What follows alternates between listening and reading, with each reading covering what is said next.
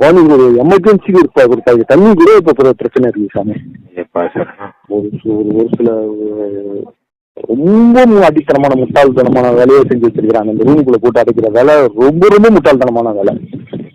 நம்ம இப்ப திருப்பதி செய்யறாங்கன்னா அவங்க வேலைக்கு சாப்பாடு கொடுக்குறாங்க, உணவு கொடுக்குறாங்க, பாத்ரூம் வசதி கொடுக்குறாங்க. அதுதான் முக்கியம். ஒரு அடிப்படை தகுதி நம்ம மனுஷன் நம்ம குழந்தைங்களை கூட்டிட்டு போறோம், பெரியவங்களை கூட்டிட்டு போறாங்க.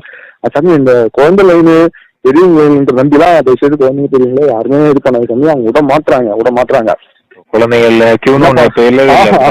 இருக்கு. அது என்ன பண்றாங்கன்னா விட மாட்டாங்க. அந்த ரூம்ல போட்டுட்டு உங்களை மாதிரியே குழந்தைங்க நிறைய இருக்குது, பெரியவங்க இருக்கிறாங்க, வயசானவங்க, எல்லாருக்கும் அது பண்ண முடியாது, விட முடியாதுன்னு சொல்லி அதெல்லாம் மிருகங்களை பார்த்துருக்கோம். நம்ம காட்டுகளுக்கு மிருகங்கள் தான் இங்க இருக்கிறாங்க.